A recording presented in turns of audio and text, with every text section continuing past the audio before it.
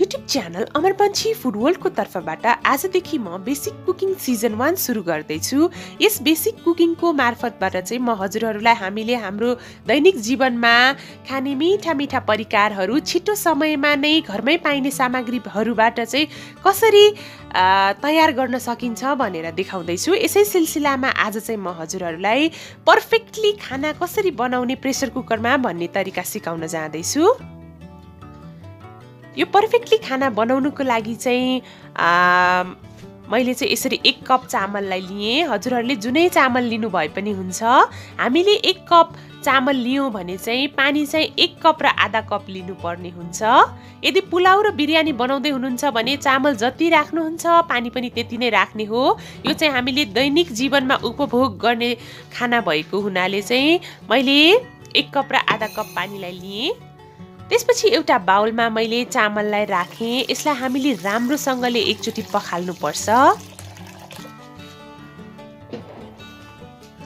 यो राम्रैसँगले हामीले पखालिसकेपछि यो पानी चाहिँ एकदमै काम लाग्छ हामीलाई। यसले चाहिँ हाम्रो अनुहार एकदमै चम्किलो बनाउँछ। त्यही भएर यो पानी चाहिँ नफाल्नु होला। हजुरहरूले बिहान चाहिँ यो पानीबाट मुख धुन सक्नुहुन्छ।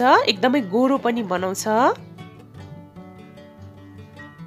खानालाई अझ पर्फेक्ट बनाउने अर्को ट्रिक पनि छ। त्यो के हो भने सुरुमा मैले यसरी पानीलाई राखेँ 1 कप र आधा कप। खाना पकाउनु भन्दा अगाडि चाहिँ सधैँ 5 मिनेटसम्म यसरी भिजाउनु भयो भने चाहिँ एकदम खाना नरम बन्छ। मैले 5 मिनेट यसरी कभर गरेर राखेँ।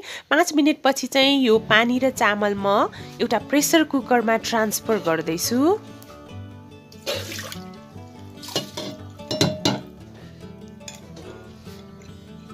यसलाई अझ राम्ररी पर्फेक्टली पाक्नको लागि चाहिँ हामीले यसरी चामल र पानीको लेभल चाहिँ मिलाउनु पर्छ।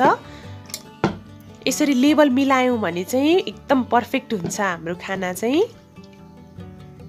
त्यसपछि चाहिँ म यसको बिर्को लगाउँदैछु। हामीले 1 कप चामल बनायौँ भने चाहिँ ठ्याक्कै 1 सिटी लगाउने, 2 कप बनायौँ भने 2 सिटी लाउने र 3 कप बनायौँ भने 3 सिटी लगाउने हो। मैले चाहिँ 1 कप चामलको खाना बनाउँदैछु, त्यही भएर मैले 1 सिटी लगाएँ। यो सिटी चाहिँ आफै फुस्किन दिनु होला। हामीले चाहिँ यसरी फुस्काइरहनु हुँदैन। यसरी 10 मिनेट यतिकै राखिसकेपछि चाहिँ यो राम्रोसँगले हावा पनि यसको फुस्किसक्यो र यो कस्तो बन्यो भनेर म हजुरहरूलाई अगाडिबाट पनि देखाउँदैछु। हजुरहरूले देख्न सक्नुहुन्छ एकदमै पर्फेक्टली हाम्रो खाना तयार भइसकेको छ। हजुरहरूले पनि यसरी नै आफ्नो किचनमा तयार गर्न सक्नुहुन्छ। म हजुरहरूलाई अगाडिबाट पनि देखाउन जाँदैछु। आजको बेसिक कुकिङको एपिसोड 1 सकिसकेको छ। मेरो च्यानललाई सब्स्क्राइब गर्न नबिर्सिनुहोला अमर पंछी फूड वर्ल्डलाई। साथै यस भिडियोलाई लाइक, कमेन्ट र शेयर पनि गरिदिनु होला।